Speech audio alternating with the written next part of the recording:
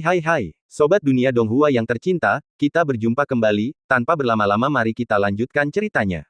Selamat mendengarkan dan selamat berimajinasi. Setelah mengetahui bahwa Ibu Liu Qingqing berada di ambang kematian, Gu Changge tidak membuang waktu dan langsung kembali ke sektenya. Dia pergi ke gudang harta karun Sekte Pedang, dan setelah menjelaskan situasi umum, pemimpin tertinggi kehormatan yang bertanggung jawab atas gudang itu dengan tergesa-gesa menyiapkan banyak ramuan untuknya, memasukkan lebih dari selusin botol giok ke dalam tangannya, terlepas dari apakah botol itu berguna atau tidak. Setelah meminum ramuan itu, dia hanya mengucapkan terima kasih dan bergegas berangkat. Dengan kecepatannya saat ini di Sage Realm, perjalanan dari Central State ke Northern Domain bahkan lebih cepat daripada perahu terbang. Butuh waktu paling lama setengah hari untuk sampai. Dalam perjalanan pulang, Gu Changge mengeluarkan token giok komunikasi dan mengirim pesan kepada istrinya Qingqing, menanyakan situasi.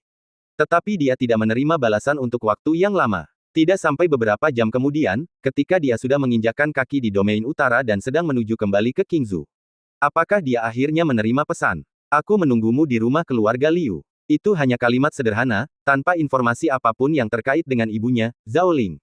Melihat pesan ini, Gu Changge tak kuasa menahan diri untuk mengerutkan keningnya sedikit, dengan perasaan tak enak di hatinya. Seketika, kecepatannya meningkat sekali lagi, menimbulkan riak-riak di ruang tempat ia lewat. Tak lama kemudian, ia telah menginjakkan kaki di tanah Qingzhou. Keluarga Liu telah bersahabat dengan keluarga Gu selama beberapa generasi, jadi ia familiar dengan lokasi kediaman utama keluarga Liu, karena pernah berkunjung sekali saat ia menikah. Tak lama kemudian, sosoknya muncul di langit di atas kediaman keluarga Liu. Auranya di alam Sage tidak tersembunyi sedikit pun, dan banyak ahli dari keluarga Liu segera merasakan kehadiran yang membuat mereka takut, mendongak serempak. Apakah itu? Tuan Muda Gu? Tidak mungkin salah. Itu memang Tuan Muda Gu. Tak disangka Tuan Muda akan kembali secara pribadi dari negara bagian tengah. Tapi tentu saja, mengingat masalah sepenting ini, hanya bisa dikatakan bahwa Tuan Muda masih menyimpan Qingqing di dalam hatinya.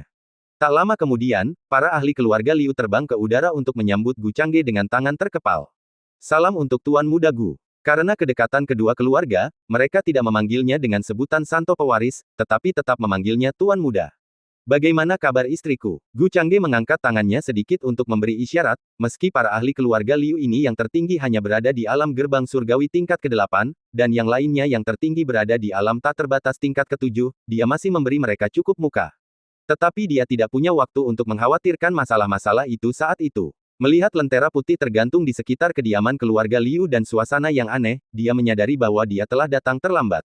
Menanggapi Tuan Muda, Qingqing sebenarnya baik-baik saja. Ini pasti pukulan berat baginya, tapi gadis ini punya sifat yang teguh, dia tampak sangat tenang. Saat ini dia sedang menjaga arwah ibunya di aula. Apakah Tuan Muda ingin dia datang? Kepala keluarga Liu, satu-satunya ahli alam gerbang surgawi tingkat 8 yang hadir, menjawab dengan hormat. Berdasarkan senioritas, Gu Changge seharusnya memanggilnya paman, tetapi karena kekuatan dihormati di atas segalanya, dia tidak berani berasumsi. Tuan Muda Gu ini sekarang berada di alam Sage, dan keluarga Liu-nya bahkan tidak memiliki leluhur alam Sage yang tinggal di sana. Belum lagi dia sekarang adalah pewaris suci terdepan dari Sekte Pedang di negara bagian tengah, status itu sudah cukup untuk membuat kekuatan apapun di 4 domain menundukkan kepala. Aku akan pergi sendiri. Gu Changge menggelengkan kepala dan, setelah berbicara, mengabaikan yang lain. Setelah mendeteksi kehadiran istrinya dengan indera ilahinya, ia langsung turun menuju aula. Berdiri di pintu masuk aula, dia sudah dapat melihat pemandangan di dalamnya. Sebuah peti mati polos ditempatkan di aula, dengan sebuah plakat peringatan di depannya. Di kedua sisi, beberapa pelayan muda menangis dalam diam, terus-menerus meletakkan sesaji yang terbuat dari kertas ke dalam anglo.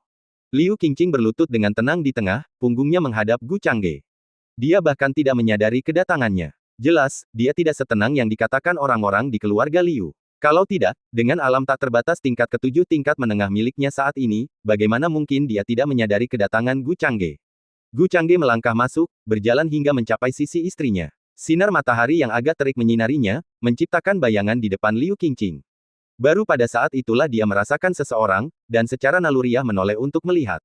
Saat menyadari siapa yang berdiri di belakangnya, Liu Qingqing awalnya tertegun.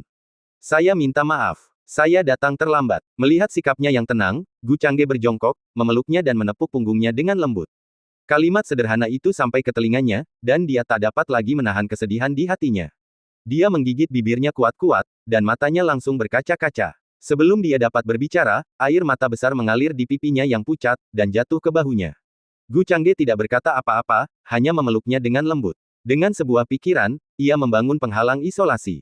Para ahli keluarga Liu yang mengikutinya berdiri di pintu masuk aula. Melihat penghalang itu, mereka hanya bisa berhenti dan menunggu dengan tenang. Setelah setengah jam, penghalang itu menghilang. Di dalam, semuanya normal. Liu Qingqing tidak lagi berlutut di tengah, melainkan duduk di atas tikar di samping Gu Changge, matanya agak merah, jelas baru saja melampiaskan kesedihannya. Istri, Gu Changge baru saja hendak berbicara ketika ia menggelengkan kepala dan menyela, suamiku, tak perlu bicara lagi. Aku sudah lama tahu kondisi ibuku. Ketika semua orang menentang pernikahanku denganmu, hanya ibuku yang mendukungku. Saat itu ia berkata bahwa satu-satunya penyesalan dan rasa bersalahnya dalam hidup ini adalah terhadapmu dan orang tuamu. Melihat kita menikah, ia merasa tenang. Aku hanya tidak menyangka hari ini akan datang secepat ini. Meskipun aku sudah siap untuk momen ini, tetap saja sulit untuk menerimanya. Liu Qingqing berbisik sambil menundukkan kepalanya, lalu tiba-tiba mendongak, matanya yang memerah menatap tajam ke arahnya dan berkata, mulai sekarang, satu-satunya keluargaku di dunia ini adalah suamiku. Mendengar kata-katanya, Gu Changge merasa sedikit simpati, dengan lembut menyelipkan rambutnya yang terurai ke belakang telinganya, dan berkata dengan lembut, selama aku di sini, tidak ada seorang pun di dunia ini yang dapat menyakitimu sedikit pun, istriku. Liu Qingqing tidak berbicara, hanya mengerucutkan bibirnya dan mengangguk sedikit. Para ahli keluarga Liu di luar melihat ini dan tidak berani mendekat, hanya menyisakan satu orang untuk mengawasi, kalau-kalau Tuan Muda Gu ini punya instruksi dan tidak dapat menemukan siapapun. Setengah bulan berlalu dengan cepat. Setelah Zhao Ling dan suaminya dimakamkan bersama di makam leluhur keluarga Liu, Gu Changge menghabiskan lebih banyak waktu di wilayah utara bersama Qingqing. Wang Yue, setelah menerima berita itu, bergegas datang ke keluarga Liu, tetapi pergi dengan enggan setelah hanya 2 hari, karena dia memiliki banyak urusan yang harus ditangani sebagai permaisuri di kota Kekaisaran Domain Utara.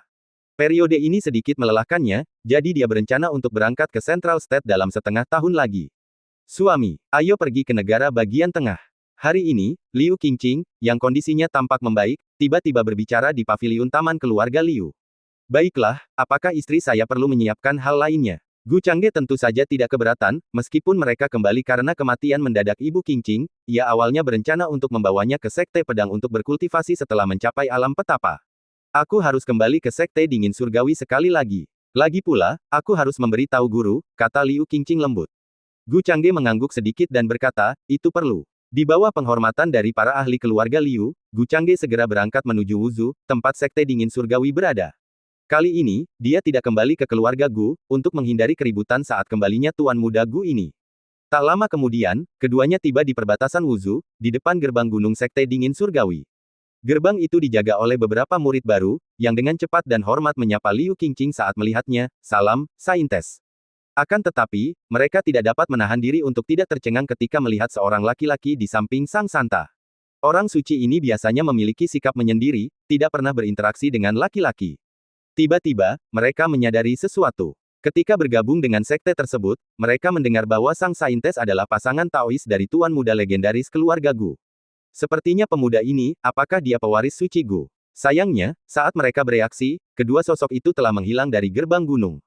Salah satu dari mereka menghentakkan kakinya dengan menyesal, aku selalu ingin bertemu dengan pewaris suci Gu, dan hari ini akhirnya aku berhasil, tapi aku tidak sempat bereaksi. Yang lainnya pun mendesah sedih. Kini, nama Gu Changge dikenal di mana-mana di wilayah utara, dan dapat dikatakan menjadi tujuan dan idola hampir semua kultivator. Tidak pernah ada legenda seperti Gu Changge di wilayah utara sejak zaman kuno. Mampu bergabung dengan tanah suci di negara bagian tengah saja sudah cukup membuat orang-orang dari 4 domain iri, apalagi menjadi pewaris suci terdepan di tanah itu, dan dalam waktu kurang dari 10 tahun menjadi kekuatan besar alam bijak. Di seluruh wilayah utara, kau bahkan tidak dapat menemukan satupun leluhur yang dapat menandinginya. Di dalam aula utama Sekte Dingin Surgawi, Pendeta Tao Wan San tidak terlalu terkejut saat mendengar Liu Qingqing mengatakan dia ingin pergi ke negara bagian pusat untuk berkultivasi. Sebaliknya, dia menatap Gu Changge, yang sudah menjadi seorang sage realem Great Power, dengan tatapan yang rumit. Para tetua Sekte Dingin Surgawi yang berdiri di sana juga menatap Gu Changge dengan mata penuh kekaguman. Terutama tetua ke-6 dari Sekte Dingin Surgawi, yang ingat saat pertama kali melihat Gu Changge di keluarga Gu, dia sendiri berada di alam gerbang surgawi tingkat 8 tingkat menengah, sementara yang lain dianggap sebagai individu yang tidak berbakat dan tidak dapat berkultivasi. Tapi sekarang, dalam waktu kurang dari 10 tahun, dia masih berada di alam gerbang surgawi tingkat 8 tingkat menengah, sedangkan yang lain telah menjadi pewaris suci yang termasyhur, memimpin kekuatan besar alam bijak dan tersohor di negara bagian tengah. Pada saat itu, semua orang merasakan linglung. Teruskan. Terus bertahan di sekte hanya akan menghambat bakatmu. Dengan adanya pewaris suci Gu di negara bagian tengah, aku tidak khawatir kau akan menderita keluhan apapun. Tentu saja, jika kau menghadapi kesulitan di sana, sekte dingin surgawi akan selalu menjadi rumahmu. Setelah terdiam beberapa saat, pendeta Tao Wan San menghela napas dalam-dalam dan berkata, maafkan saya, sekte ini jelas telah memberikan begitu banyak material surgawi, harta karun duniawi, dan bantuan kepada murid tersebut.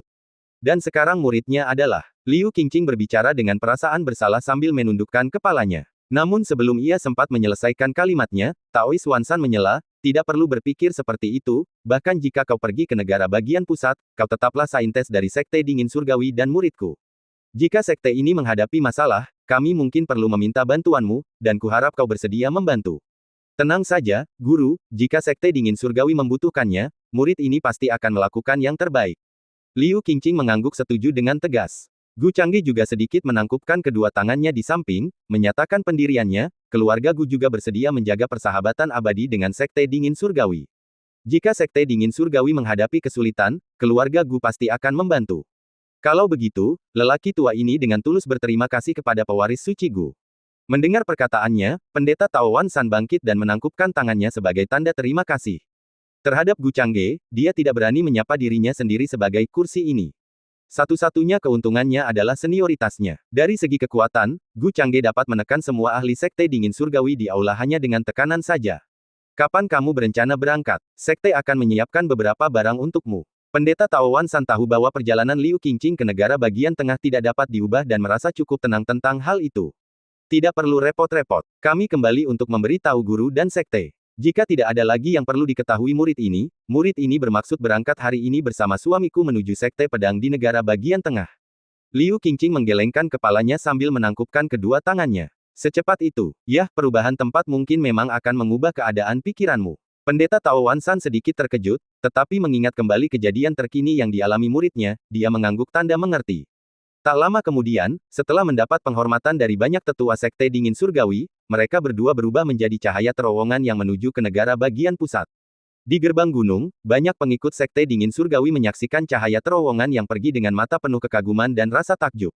Aku tidak menyangka pewaris suci Gu begitu tampan. Pantas saja saintes tidak pernah memperhatikan saudara-saudara lainnya. Kalau aku punya pasangan Taois seperti itu, mataku pun tidak akan punya ruang untuk yang lain.